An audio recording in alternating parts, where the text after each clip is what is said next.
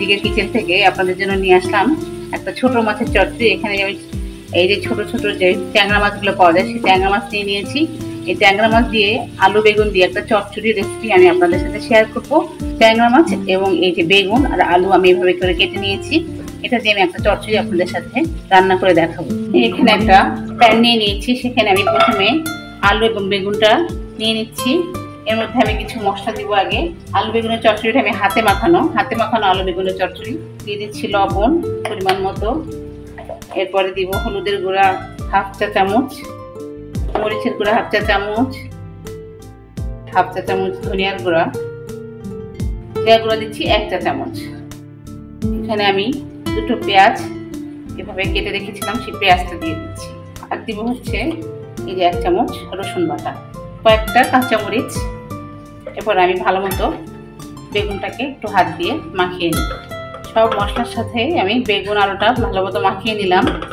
এই যে ট্যাংরা মাছটা, এটা আমি একটু হলুদ লবণ এবং মরিচের গুঁড়ো মাখিয়ে রেখেছিলাম, সেই মাছটা আমি এটার উপরে দিয়ে দিব।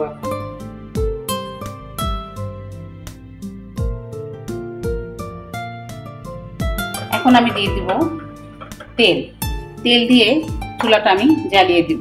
দিয়ে দিচ্ছি এখানে আমি পরিমাণ মতো একটু তেল দিয়ে আমি চুলাটা জ্বালিয়ে দিচ্ছি। এরপর আমি অল্প একটু পানি দিব, এখানে হাফ কাপের মতো পানি দিয়ে দিব।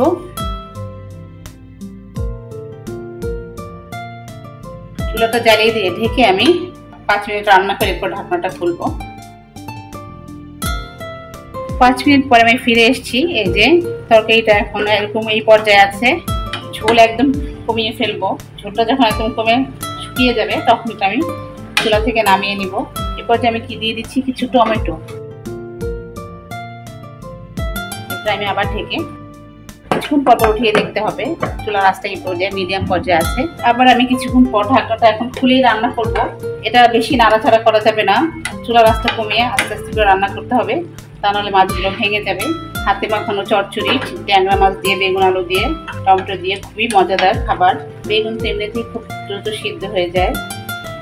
দেখি আমি আলুটা সিদ্ধ হয়েছে কিনা। আলুটাও সিদ্ধ হয়ে গেছে। আমি এখন চুলার আঁচটা মিডিয়ামে রেখে এরপর যে আমি একটু কয়েকটা আস্ত কাঁচামরিচ দিয়ে দিব। সবশেষে আমি কিছু ধনেপাতা দিয়ে চচ্চড়িটা উঠিয়ে ফেলবো। এটা আমি একদম শুকাবো না, একটু এই যে হয়ে গেছে আমার মজাদার ট্যাংরা মাছ দিয়ে বেগুন আলু হাতে মাখানো চচ্চড়ি। আমার রান্না যদি আপনাদের ভালো লাগে তাহলে আমার রান্নাটা শেয়ার আপনারা দিয়ে দিবেন এবং আমার পেজটাকে ফলো করে আমার পাশে থাকবেন। আর এতক্ষণ আমার সাথে থাকার জন্য আপনাদেরকে অনেক ধন্যবাদ। আসসালামু আলাইকুম।